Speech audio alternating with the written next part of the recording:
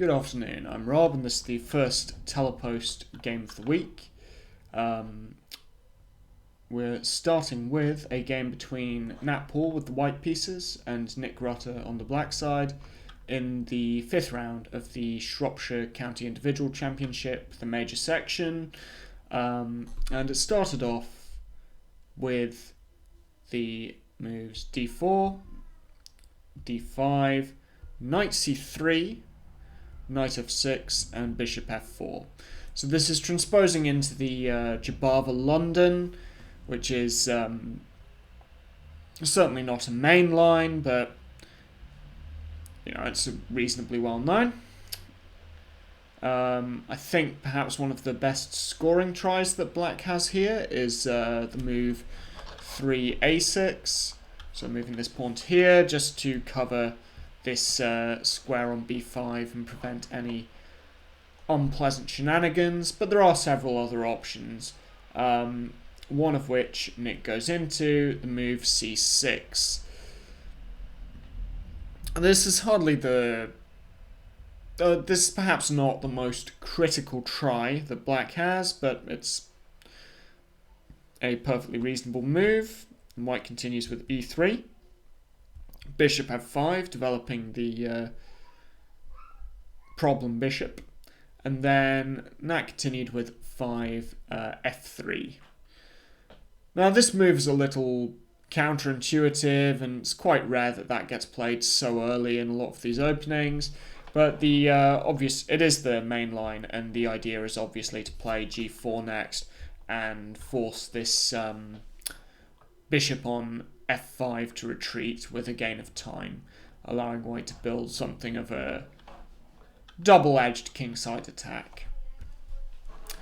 Nick continued with a slightly more niche move. The main move is e6 here, but Nick continued with queen b6, which occurs 6 times in the database I have. Nat played the slightly unusual looking 6 knight a4. This is a little bit odd for a few reasons on both sides. Normally in this kind of system, the black queen comes to a5 with check, and that forces the knight to retreat to c3. Whereas here, essentially, Black has gained Black has lost a tempo, and White has the additional option of playing c3, which simultaneously protects the knight. It begins advancing the c-pawn, which is a bit of a problem. This knight's a little loose on the a4 square, but there is the very serious threat of playing b4. Then after the queen retreats to d8, then you can move the knight onto c5, getting an excellent square for the knight. So Black continued with e6 here, and it's again hard to say who's better. Obviously White has 2 moves that come with tempi: g4, bishop g6, or b4 and then queen d8. But on the other hand, Black just has a much better pawn structure. He's got this beautiful formation here supporting the d5 pawn, whereas White has a bit of an odd situation in the middle. And here, if White makes a slow move, such as knight e2, Black can play knight bd7, which prevents any thoughts of knight c5.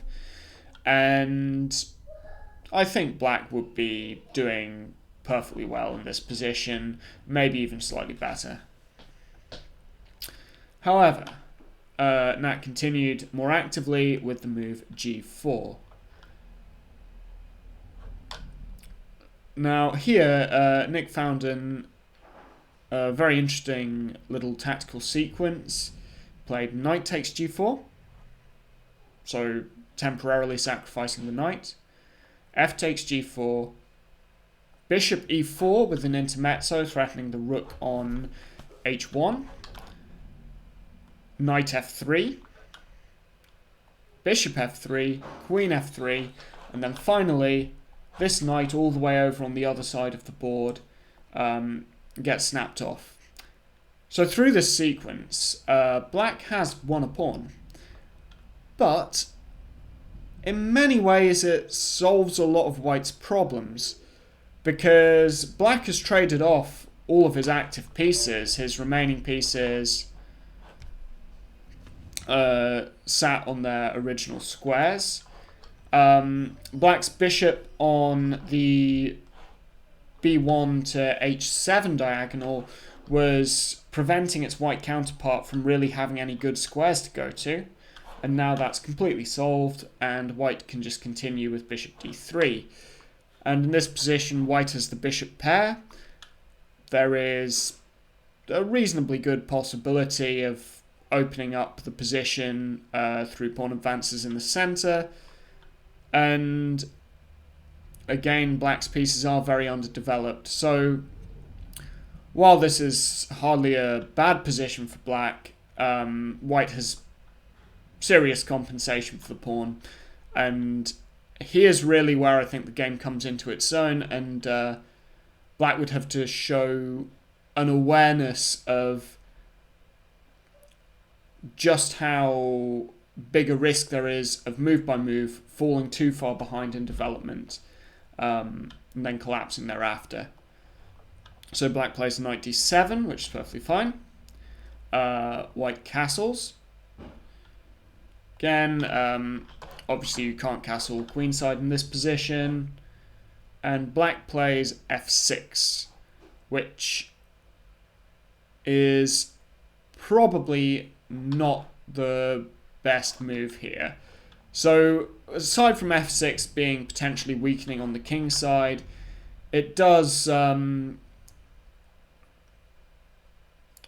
seriously hamper any possibility of black playing more naturally with bishop d7 and maybe castle short, where black can bring one of his pieces over to here, and he's got opportunities to hold this kingside attack probably.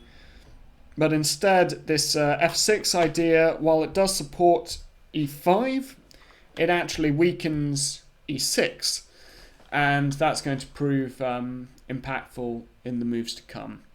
So Nat sees his opportunity and strikes immediately with e4, opening the game for the two bishops. Black plays d takes e4, now queen takes e4, and here this pawn is just unprotected. So the only option that black has is to advance with e5. This is a very interesting moment. Nat played b3, which is perfectly okay, but the machine has an interesting improvement. So what our dear friend Stockfish does is he plays bishop c2, which is also gaining a tempo on the queen.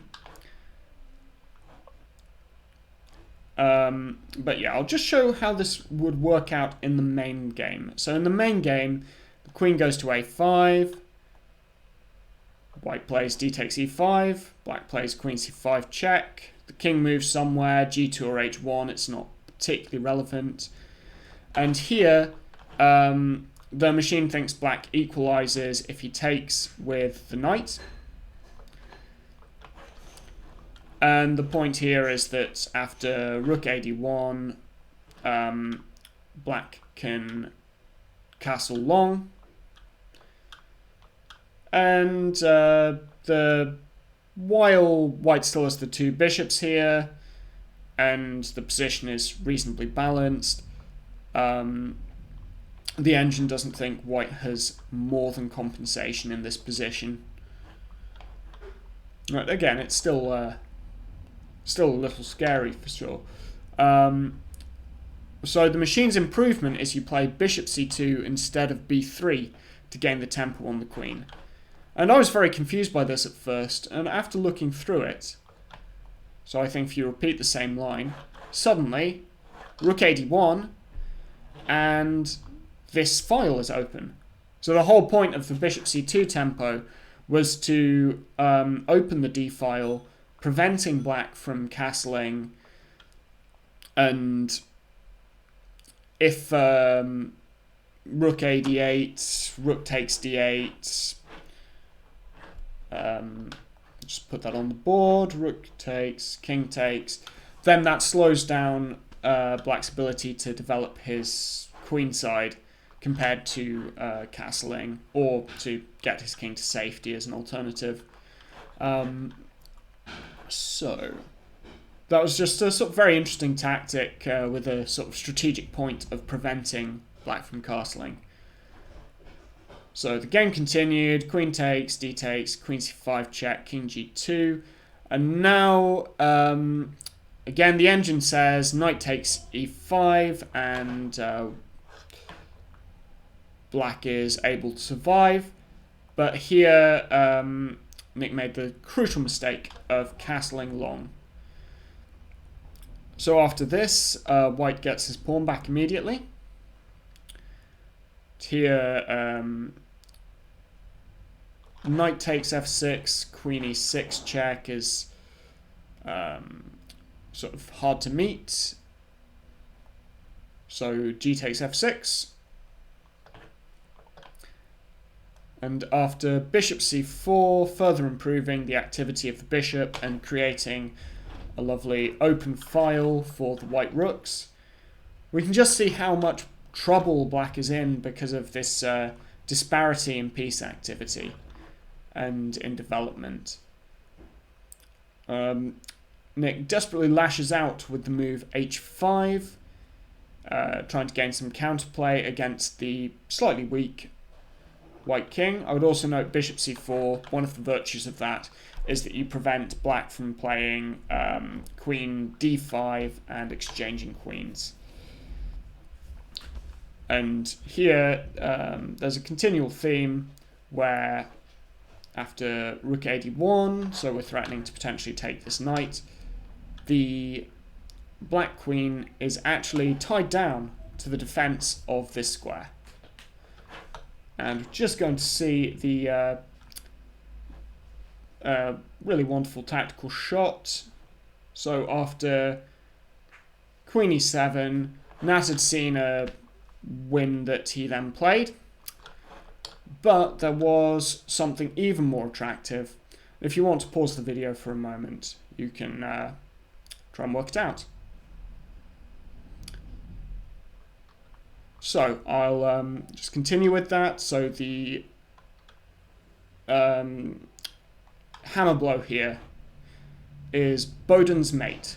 Queen takes c6 check, b takes c6, bishop a6 with wonderful checkmate against the king castled on the queen side.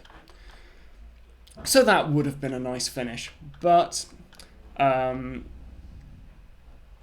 again, you only need to win the game once, and Nat found a way to exploit this development advantage to do it. So we played bishop e6, which pins and attacks this knight. Nick played rook h7 in order to further reinforce that square. And now rook takes d7, rook takes d7, and exploiting the pin, rook d1. You're attacking the pinned piece, and there's no way to defend this without staggering loss material.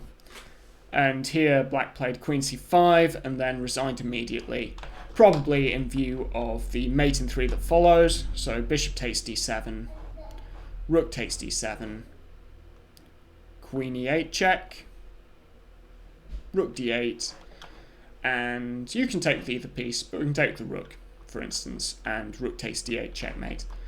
So that was a very nice game from that, and again, we can really see how, despite that wonderful combination from Nick early in the game, White retained a lot of compensation with the two bishops and with his piece activity, and Black simply didn't play with the alertness required to the disparity in development.